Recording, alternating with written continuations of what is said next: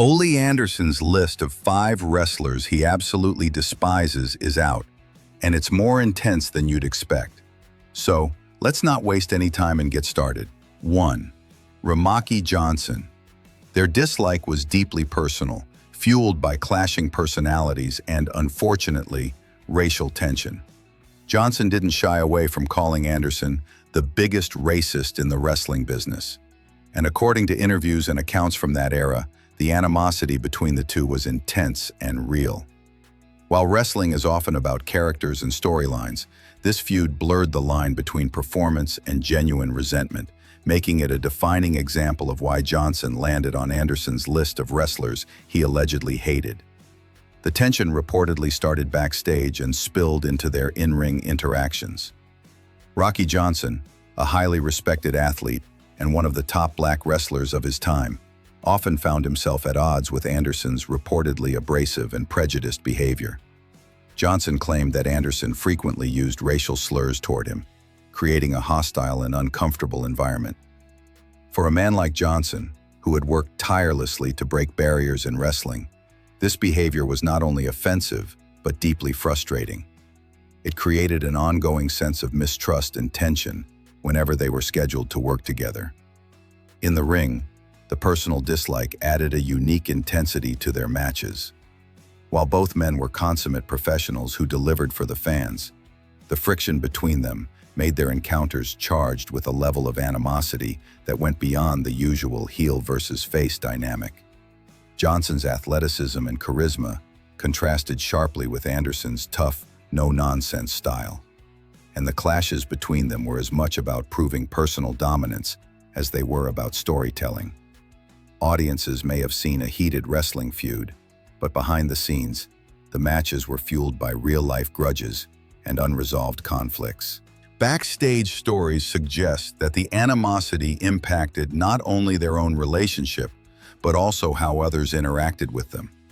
Anderson's reputation for being difficult and confrontational was already well known, and his feud with Johnson reinforced this perception. Many wrestlers respected Johnson and understood his frustration, which made the tension between the two even more palpable. Despite the controversy, both men contributed to wrestling in meaningful ways. Johnson went on to have an iconic career, paving the way for future generations of black wrestlers, while Anderson's legacy as a tough, old-school competitor remained intact. However, for Ole Anderson, Rocky Johnson represented a clash of personalities, cultures, and values that escalated into a genuine and memorable feud. 2. Phil Pease. Undertaker. One of the most surprising names on Ole Anderson's list is The Undertaker, a wrestler who would later become one of the most iconic figures in wrestling history. Long before he became the Dead Man in WWE, The Undertaker was just starting out in WCW, trying to make his mark in the industry. During this period, Ole Anderson, who was serving as a booker, delivered a line that would stick with the young wrestler for years. "No one will ever pay money to see you wrestle." For Undertaker, who had dreams of superstardom, this blunt dismissal was not only discouraging, but also deeply insulting, leaving a lasting impression of Anderson's critical and uncompromising personality. At the time, Undertaker was still learning the ropes, literally and figuratively. He was athletic, driven, and willing to put in the work to succeed. But Anderson's words could have easily undermined his confidence. As a booker, Anderson had significant influence over who got opportunities and how storylines were shaped. To hear such a harsh judgment from someone in power, especially in the early stages of a career, felt like a personal attack. Undertaker has shared this story in interviews as a moment that not only stung, but motivated him to prove doubters wrong. In his eyes, Anderson represented the kind of negativity and gatekeeping that young wrestlers often faced in the wrestling business. The slight wasn't just about ego. It also reflected Anderson's notoriously tough, old-school approach to booking and talent evaluation. He was known for being brutally honest, sometimes to the point of cruelty. For a rising star like Undertaker, whose presence and persona weren't fully developed yet, Anderson's criticism may have been intended as a test of character, but it came across as outright dismissive. In an industry where opportunities can be fleeting and reputations are fragile, a comment like that could feel career-defining. While Undertaker eventually went on to become one of the most celebrated wrestlers of all time, the memory of Anderson's remarks stayed with him. It's a classic example of how one interaction with a powerful figure can shape a wrestler's perception of someone, even decades later. 3. Backtrack Flair. While the pair achieved legendary status together, their friendship and professional partnership eventually deteriorated, particularly during Ole Anderson's tenure as a WCW booker. Reports from that era suggest the conflict between them became so intense that Flair essentially gave management an him or me ultimatum, which ultimately led to Anderson being removed from his booking position. For a man as prideful and old school as Anderson, this professional fallout left deep resentment. The tension stemmed from clashing visions and personalities. Anderson, known for his tough, no-nonsense, and highly traditional approach to wrestling, often made booking decisions that favored hard-hitting, old-school wrestlers and storylines. Flair, on the other hand, was a consummate performer who understood the value of star power and charisma, and he wanted to be positioned as the centerpiece of WCW. Their differing priorities created frequent disagreements, and over time, it escalated from professional debates into personal animosity.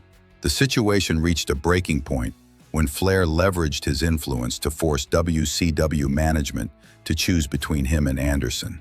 Being ousted from a position of authority was a significant blow to Anderson's ego, and it understandably fueled his dislike for Flair. From Anderson's perspective, Flair's actions weren't just about business. They felt like a betrayal. After all, they had built the Four Horsemen together, a faction that had redefined wrestling stables and dominated storylines for years. To see a former ally wield his power to remove him from his booking role would naturally generate lasting resentment. Anderson, who valued loyalty and the old-school ways of wrestling, likely interpreted Flair's ultimatum as a personal slight rather than a purely professional decision. 4. Lanny Poffo. According to Poffo, Anderson hated him backstage during their time in Jim Crockett Promotions, and the stories he's shared paint a vivid picture of a negative and tense environment. While fans might remember Poffo for his in-ring skills and his unique persona, behind the scenes he often faced the wrath of one of wrestling's most intimidating veterans. The tension between Anderson and Poffo appears to have been largely personal, rather than strictly professional. Anderson, known for his old-school mentality and no-nonsense approach, was a notoriously harsh critic, especially of wrestlers he felt didn't embody the right attitude or style. Poffo, who had a more flamboyant and entertainer-focused persona, might have clashed with Anderson's rigid worldview. This difference in philosophy often translated into a hostile backstage atmosphere, with Poffo recalling that Anderson created tension and sometimes even belittled him in front of peers.